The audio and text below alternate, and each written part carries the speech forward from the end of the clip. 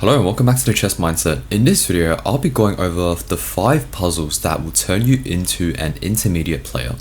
So these 5 puzzles that I'm going to be showing you today are one of the most beginner to intermediate sort of puzzles where it does require some sort of intermediate knowledge to understand, and that's why it is one of the best puzzles that will get you the skills to turn into an intermediate player. So without further ado, let's get started with the first puzzle. So I have a puzzle here that's black to move and win the game basically. So at first glance, you might think that one rook on both sides is even, right? No one has the advantage. But there is a specific case, such as in this situation, where we are playing as the black pieces and we can actually win the game. And the key pattern to notice here is that the kings are in opposition. So if this rook was on this square, for example, then this would actually be checkmate, because when the kings are in opposition and the enemy king is on the, I guess you could say, the edge of the board, then the king can't actually escape anywhere because our king is covering all the squares. And so if you have a rook that's staring down this sort of file, then the king will be in checkmate. So the key thing to notice here is that this king can't escape if we can bring our rook to this h1 square where the king will be checkmated. So in this case, we can think of, okay, how do we get the rook to h1? Well, the most obvious move is rook to g1 followed by rook to h1. But of course, as a beginner player, you have to calculate what your opponent might do, right? So if we play rook to g1, our opponent's going to try to escape. Well, what move do they have? Let's consider any rook move that they play. Well, if they play rook anywhere like on the 5th rank, then we can still bring our rook to h1 and checkmate the king, right? If the rook goes to a5, then we can still bring our rook to h1 and that's checkmate. If the rook goes to b5, c5, d5, e5, it doesn't really matter, right? And if they go to f5 to check us, then we can just take the rook and we're going to win the game anyway. So if we bring our rook to g1, they can't move their rook anywhere basically. And if they move it down, we're still going to just checkmate the king. So they can't move their rook. So what can they do? Well, the only other move they have left is to move their king. But remember, the kings are in opposition. So the king can only move up one square because it's blocked on the other side by its own rook. So when we bring our rook to g1, the king's going to go to h3. And then we can calculate that, okay, if we play rook h1, notice that the king can't go back. The king can't go to g4 because our king is watching. And it can't go to g3 because our king is watching. So the only move that the king has after we go rook g1, king h3, and rook h1, the only move is king g2. And now notice that this rook will become hanging. So if we go rook here, right, the only move they have is king h3, and then we can go rook h1, and that's check. Notice that the king can't escape to this square or these squares. The only square it can go to is g2. So king g2, and then we just take the rook. And after that, we can just checkmate with a king and rook. And if you don't know how to do that, then I actually made some videos on how to checkmate with a rook and king that you can check out on my channel. So that is the first puzzle. The main takeaway from this puzzle is that we need to notice that the kings are in opposition. And so any rook that is on the last file, that's here for example, will checkmate the king. So we have to recognize that we can bring our rook here and then win their rook, just like that. Now let's move on to the second puzzle, and this one is black to move, and let's have a look at this puzzle. So we have a rook here, and our king is kind of in danger if we move our rook because we might get like back ranked. But we do have this bishop move to f8 to cover any sort of back rank checkmates. So with that in mind, what can we do here? Well, the key thing to notice this as a beginner is you want to recognize that, okay, this bishop is undefended. Nothing is defending this bishop. So how can we exploit that? Well, notice that this king is on g1, and always look for any forcing moves. What is the most forcing move that we have? Well, it's probably rook to d1 check, right? So let's try that. If we check the king like this, what is their only move? Well, the king can only escape to f2. And now what do we do? Well, it's pretty simple, right? Now that the king and bishop are on the same rank, we just give a check, the king has to move, and we take the bishop. So that is the second principle that beginners should know, and that is we have to exploit the pieces that are unprotected. And the way to do that is think about how can we attack this piece, right? Well, if we just go rook to d2, then the bishop can just move. But if we give a forcing move such as check, the king has to move up and then we check again. Well, now we can take the bishop for free. So that is the second principle that beginners should understand to turn into an intermediate player. Okay, so this third puzzle is a bit more tricky, but it does test your calculation skills and tactical awareness. So as a beginner, you probably just think like, okay, well, we have a queen and a rook. Probably we just like take the queen, right? But the problem is after takes, if we trade everything off, notice that the material is even and we haven't really achieved much. Sure, this pawn is pretty like, it's pretty good. Maybe we can like support it like this, kick out the knight, but we still don't have like a massive advantage. So instead of taking the queen, we need to think about what other forcing moves we have. So the key thing to notice here is that this king is vulnerable to any bishop that lands on any of these squares. So we have a bishop that can go to b5, and this puts the king in check. So after this, you might think, okay, but they can just play pawn to c6. And this is where it gets interesting, because as a beginner, sure, this is a pretty common thing to notice, that they can just fork your bishop and queen. It seems like you just blundered, right? But if you want to transition into an intermediate player, you need to think more about sacrifices. So in this situation, what is a sacrifice we can play here? And the sacrifice is bishop takes c6. Now, why is that good? Because we need to calculate, okay, now the king's in check. So let's say he takes with the pawn. We can give, we can take the pawn and give it a discovered attack on the queen, right? So all the way back here, we have to realize that this rook is on f1, and that's eyeing down the queen. So anytime we move the queen away, we have a discovered attack on the queen. So if this rook, for example, was on a1, then this wouldn't really work because the rook won't have a discovered attack.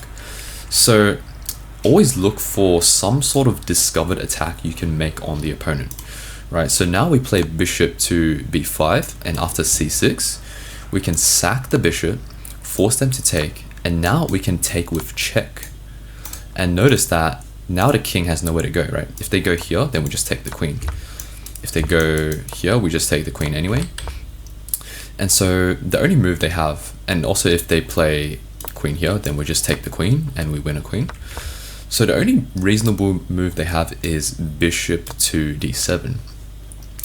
And now you might think, okay, well, we're just lost, right? Our queen can't do anything. We can't take the bishop because they'll just take like that and we're down in material.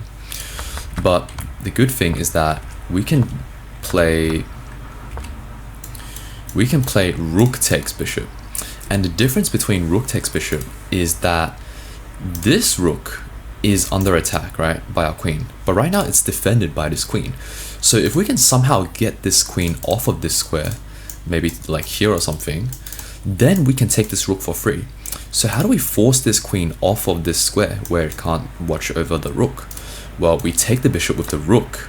And now if they take back with the queen, now this rook is not defended anymore. So we can take the rook like that. And that's game over. And also if they just don't take the rook, like for example, like something like this, then we just take the queen. So they have to take the rook. And a beginner mistake is thinking, okay, I can just trade the queens off. But always look for a better move. If you see a good move, look for a better move. Queen to a8 check. Let's move on to the fourth puzzle. So this puzzle tests your calculation and visualization skills. So as a beginner, you probably don't really know, or you don't really have too many like visualization skills in your head. So when you play games, all you really do is like think about, okay, if I play this move, what will my opponent do? And that's it. Like, you don't calculate any further than that. You just calculate for one move, and that's pretty much it. Well, this puzzle will test your calculation skills and visualization. And so let's think about this. So this is black to play. Now, the first thing we notice is that this king is vulnerable to this rook check. So rook to h1 will be a check. And after we check, which is the most forcing move, right? Always look for forcing moves. The king only has one square to go, and that's to g4, right? Because this square is covered by the bishop, and it can't go there, so it has to go to g4. And here's where it really matters, like your calculation. So we have a few options here. This king is on a pretty awkward spot. It's out in the open. We could go pawn to h5 to give a check. And we can also play rook to h4 check because our rook is protected by our bishop. So what do we do here? Well, first of all, let's calculate pawn to h5. Now this square is covered by the bishop and this square is covered by the rook, so the king can't go there. And this square is covered by this pawn. So the king can only go to two squares. Now let's calculate if the king goes to f4. Well, what do we do here? Maybe we can just take the pawn. Rook takes h4, give another check, and the king can't escape here. King can't go here, right? So can't go to these squares, can't go here, can't go here. And the only moves are g5 and e5. So let's say the king goes here. Now what? Well, our rook is under attack if we move our bishop. So if we give a bishop check, then we just lose our rook. So we're kind of stuck here. We can't move our bishop because we lose our rook. And we don't have any more rook checks. So that's not the solution, right? So we always have to think about, we have to calculate, okay, what happens if we play this move and the king just escapes? Like, do we have any good follow-up? No, we don't, because we just lose our rook. So in that case, what about rook takes h4? And now things get interesting because you've basically cut off the king from this rank, right? The king can't go back, king can't go back here, so the king has to move forward. And now, and actually this is the only move, right? Because these two squares are covered by the pawn. So the only move is king to g5. And now what do? Well, same thing, we give this check, we just lose our rook. But now it's different because we can play pawn to h6 and that will actually be checkmate. Because we got to think about this in a different lens, right? The rook is basically confining the king. So the king can't escape this box. And since our rook is protected by our bishop, then the king truly can't escape. So if we play pawn to h6, now the king can't escape anywhere and it can't take because everything is guarded. And so this is actually checkmate, right? So from the start, we needed to calculate rook to h1, king to g4, rook takes h4, only move king to g5, and then pawn h6, and that's checkmate. So if you can calculate that, then you are solidly entering intermediate territory. Okay, and now on to the fifth and final puzzle that will turn you into an intermediate player. So, as always, it's black to move, and we need to win the game. Now, at first glance, you might think, okay, well, I can't take this rook because the queen can just take, and now we lose our rook. Okay, so what do? Now, always look for tactics. We noticed that this rook is actually pinned, so this rook can't actually move because it's pinned, right? So what is our most forcing move in this situation? Well, we can give a check with our rook since this rook is pinned. Now we don't want to move our queen away because that would unpin the rook. So whenever a piece is pinned, always look for opportunities to exploit it. So if we go rook to d1, now the king only has one move, right? Because the rook can't go back because it's pinned. So the king can only go to f2. Okay, now you might be thinking, okay, what do I do now? if I go queen there, then he'll just block with the rook, and it seems like I have no way forward, right? There's no way forward. And that's when you need to think on a different lens, right? Because most beginners, they think you always have to give check on like just going down with the queen in a straight line. But we can actually think of it differently. What about checking the king from a diagonal? Well, where's the diagonal? Oh, it's this diagonal. Okay, so what about queen here? Okay, so queen here, this is a different angle that we give the check in.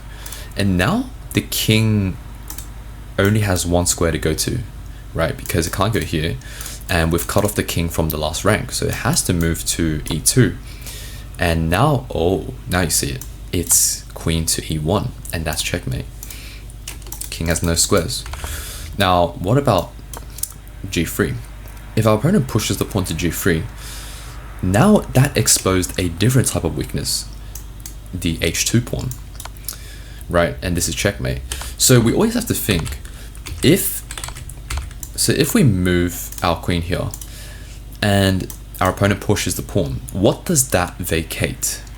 Well, now the king is vulnerable to this rank. So if we take the pawn, then we actually give checkmate. Whereas if this pawn didn't move and we just took the pawn on h2, then it wouldn't really do much because the pawn is still in the way. But because this pawn moved out of the way, we can take on h2, and now this is checkmate because the king has nowhere to go. So the key to this puzzle is recognizing that a pin can be exploited, right? This rook has nowhere to go, so we can exploit that by giving checks on the back rank. Whereas if this rook wasn't in a pin, like let's say for example the king was on h1, then if we give this check, then their opponent can just bring the rook back to e1 and block it. So that's the thing, right? We need to think about what is being exploited. Well, now we're exploiting the pin, so the king has to go there, and then we look at a different angle to give a check, and wherever the king goes, we just play checkmate. So those were the 5 puzzles that will turn you into an intermediate player in chess. If you enjoyed this video, be sure to like and subscribe, and if you want to join my chess community, then that's in the first link in the description below. And I'll see you in the next video. Goodbye.